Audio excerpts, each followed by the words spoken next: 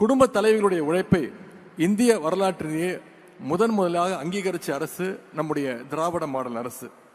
நம்முடைய முதலமைச்சர் அவர்கள் கொண்டு வந்த அந்த முற்போக்கான திட்டத்திற்கு பெயர்தான் கலைஞர் மகளிர் உரிமை தொகை திட்டம்.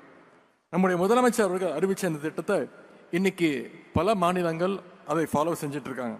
ஆனால் அந்த மாநிலங்கள் எல்லாம் இதை உரிமை தொகைன்னு சொல்லலை.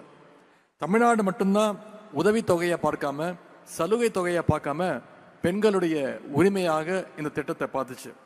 இப்போ ஏற்கனவே இருந்த விதிகளை எல்லாம் தளர்த்தி கூடுதலான மகளிருக்கு பயனளிக்கின்ற வகையில் இந்த திட்டத்தை இன்றையிலிருந்து நம்முடைய முதலமைச்சர் அவர்கள் விரிவுபடுத்தியிருக்கிறார்.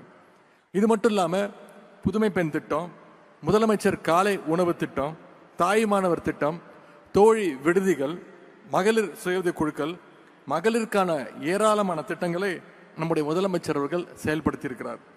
விளையாட்டுத் துறையிலையும் தேசிய மற்றும் சர்வதேச போட்டிகளில் தமிழ்நாட்டு வீராங்கனைகள் இன்னைக்கு தொடர்ந்து சாதனைகளை படைச்சிட்டு வராங்க.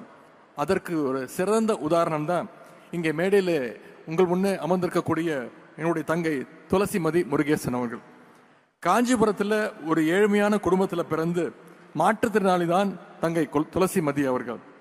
தன்னோட தன்னம்பிக்கையாலும் விடா முயற்சியாலும் இன்னைக்கு உலக அளவில் பேரா பேட்மிண்டனில் பல்வேறு சாதனைகளை தொடர்ந்து படைச்சிட்டு வராங்க தங்கை அவர்கள்.